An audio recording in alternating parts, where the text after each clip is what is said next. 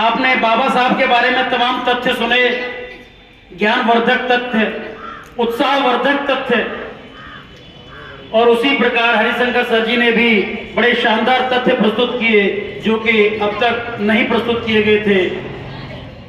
तो उन सब के बाद एक चीज मेरे दिमाग में आई कि संविधान, लड़के इधर, अभी जो बता रहा हूं उसी में से पूछूंगा और तभी जाने दूंगा जब बता पाओगे।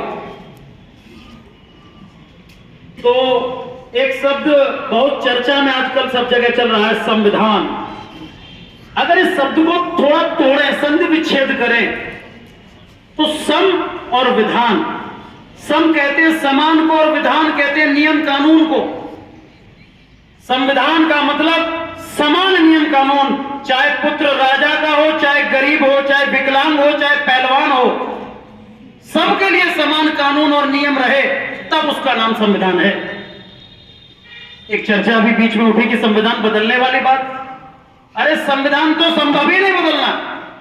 अगर संविधान बदलने की सोचते हैं, इसका मतलब संविधान बदलते हैं, समान कानून का मौका नहीं देना चाहते, क्योंकि संविधान तो सीधे से कहता है संविधान, जहां समान है कानून सबके लिए। और इसको बदलने का मतलब आप सबके लिए समान कानून नहीं रखना चाहते। आप चाहते हैं कि किसी के लिए कानून अलग रहे, दूसरे के लिए अलग रहे। तो ये तो खैर संभावनाएं और इनकी चर्चाओं पर भी मैं भरोसा नहीं करता। मेरा अटल भरोसा है संविधान जैसा है वही स्वस्थ है। यकायक परिवर्तन तो देखिए, प्रकृति का नियम अभी परवेश सर ने बताया था कि प्रकृति का नियम है, जहां संशोधन लगते हैं वो होते रहते हैं। 2G के बाद 3G आया, 3G के बाद 4G आया, फिर 5G आया, अरे फिर संभावना होगी तो 6G आएगा। तो ये तो परिवर्तन प्रकृति का नियम है। और बाबा साहब 192 देशों में उनकी जयंती मनाई गई। अभी सर ने कितना शानदार आंकड़ा प्रस्तुत किया। तो उसके लिए संस्कृत में एक श्लोक में जोड़कर बताना चाहूंगा कि एक ही हो लेकिन शेर हो, कहा जाता है ना।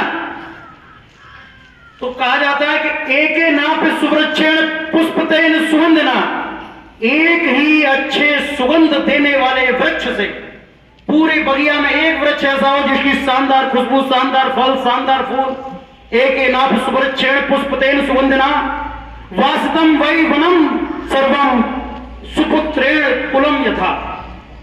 ठीक उसी प्रकार वो अकेलौता वृक्ष पूरे वन को सुगंधित कर देता है जिस प्रकार सुपुत्रेण कुलम यथा, एक सुपुत्र पूरे परिवार को फर्श से अर्श तक का सफर करा देता है।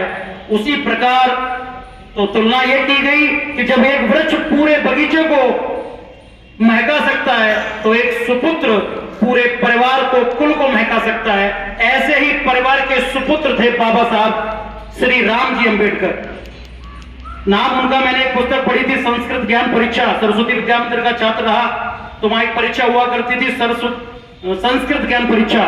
उसमें मैंने पढ़ा था बाबा साहब का नाम डॉक्टर भीमराव उपाध्याय बाबा साहेब श्री राम जी अंबेडकर, ये इनका पूरा नाम था।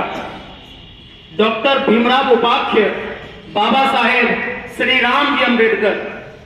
तो कहने का तात्पर्य यही है, जिस प्रकार एक सुपुत्र के रूप में उन्होंने, अब बताइए 36 हजार किताबें, अरे 4 किताबों के बोझ में ये लोग कहने लगते हैं सर कोर्स बहुत है, होमवर्क कम दीजिए, फिजिक्स का भी करना है, गणित का भी करना है, केमिस्ट्री का। क्या हाल आप लोग का है?